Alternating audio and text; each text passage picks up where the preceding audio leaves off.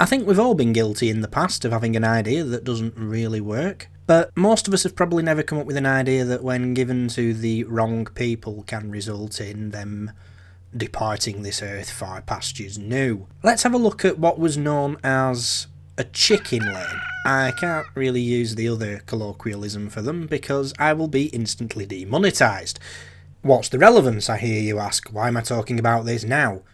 Well, if you've been following the news, you'll know that the Welsh Government is celebrating the imminent completion of the Heads of the Valleys dualling project, which replaces the old 1960s three-lane road between Abergavenny and Swansea with a modern high-speed dual carriageway.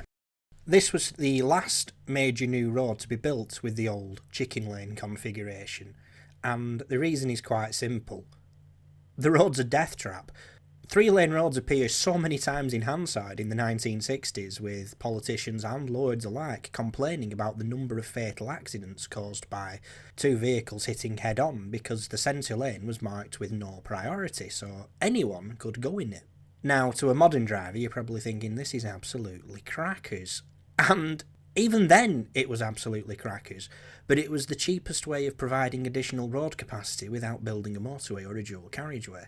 And you have to remember that even in the 1960s, this country was still struggling to finance road construction following the Second World War. Obviously, owing to this, the governments of the time would deny that these three-lane roads were dangerous. But perception is everything. Drivers didn't really like them. And it wasn't just in the United Kingdom where this feeling was prevalent. The French had many, many miles of three-lane roads as well.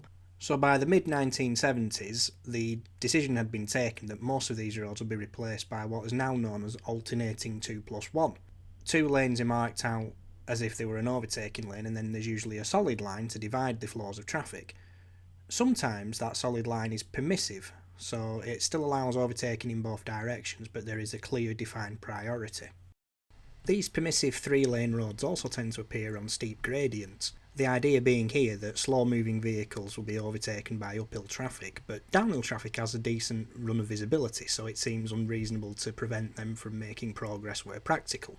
These roads themselves have had problems though. So in the 2010s, a new road standard was introduced into the DMRB.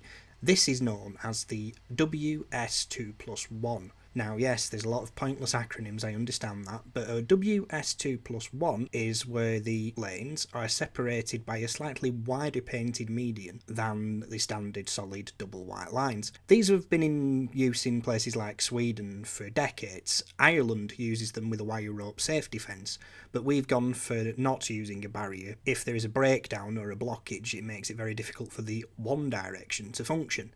You can find these often in Wales and Scotland on lower volume trunk roads, but where overtaking is pretty important to keep traffic moving, whilst obviously maintaining that degree of safety, of course. Three-lane roads only work to a point. This is why the WS2+1 isn't really seen in England.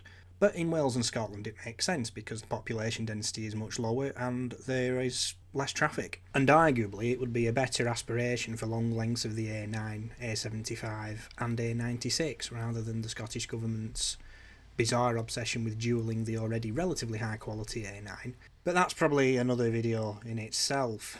So back to the original topic of the old chicken lanes, what happened to these? These days, very few survive. You might find very short lengths on some of the older former trunk roads like the A38 and A6, but generally they've either been converted to a modern 2+1 with solid white lines, or they've been marked as a hatched central area. They are pretty much gone. They're not allowed in current design standards. So yeah, that really pretty much sums it up. Three-lane roads. I know there's going to be some views on these. If you've been following certain Facebook groups, for example, the Dull Men's Club, there is often a lot of discourse about the old death trap roads and then people saying that they weren't death traps, and it gets very heated. So please don't do that on my YouTube comments. Keep it civil, but I'd be interested to know what you think.